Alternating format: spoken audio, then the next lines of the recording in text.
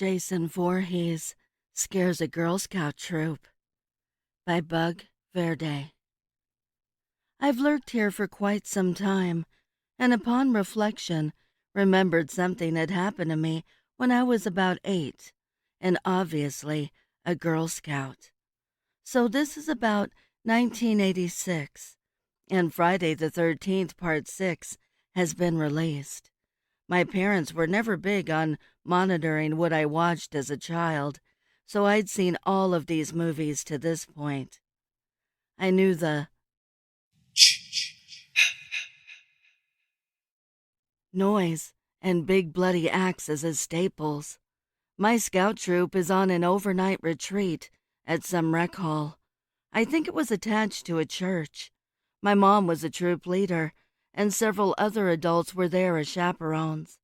All us girls had fun that night, eating pizza and doing hair, trading charms from our Cracker Jack necklaces and such. We may even have watched a movie, family-friendly for obvious reasons. It was time to tuck in for the night.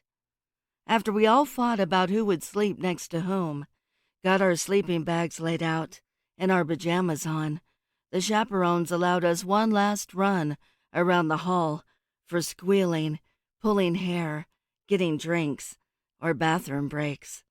Since this was a rec hall, there were no coverings on the windows. At one point during our last hurrah before bedtime, a group of us, myself included, saw some movement outside the window, which was in a hallway by the bathrooms. We huddled around the window looking. Then, about simultaneously, shat and pissed ourselves. Jason Voorhees stood outside the window, tapping with his axe. We screamed bloody murder. He disappeared. Chaperones came running, my mom included. They're confronted by a gasping, shrieking gaggle of girls, screaming, "The Friday the 13th guy is outside!" They didn't believe us. We were all crying, and I'm really shaken up because I've seen these movies and know what happens when Jason gets a hold of you. I guess when the chaperones saw we were still shook up, after 5 to 10 minutes had passed, my mom pulled me aside and asked me if we were playing a prank on them or not. I swore up, down, left, right, and sideways that no, we were not lying, and we saw Jason. So the chaperones decided to go check all the windows in the rec hall. They moved from one to another, and after a few minutes pass, I hear a woman cursing. Jason was standing outside the window she was looking out. By then, adults and children are thoroughly scared shitless.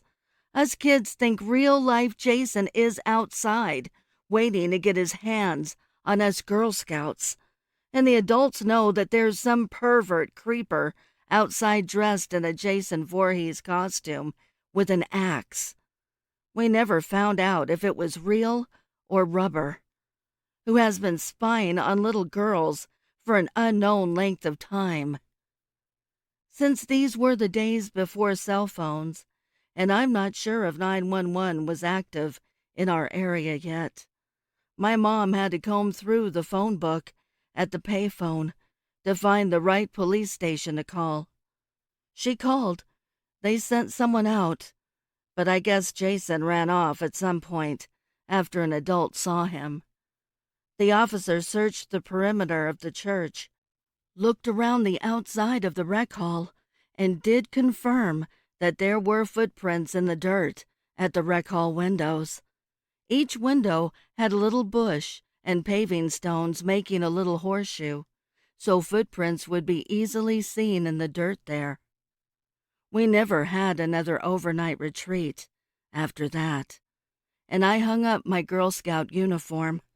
I have no idea if they ever caught that pervert creeper.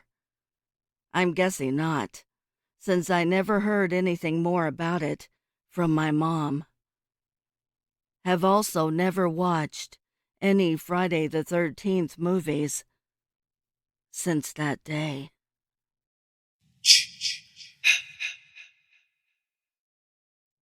I would like to give a heartfelt thank you to the special friends of the channel for your overwhelming generosity.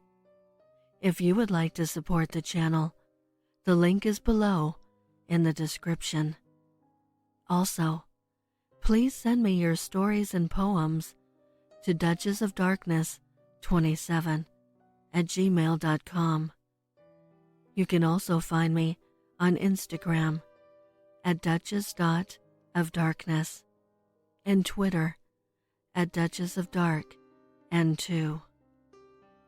I want to thank all my listeners for your kindness, your encouragement, and your support. It means the world to me. Thank you for joining me. Until next time.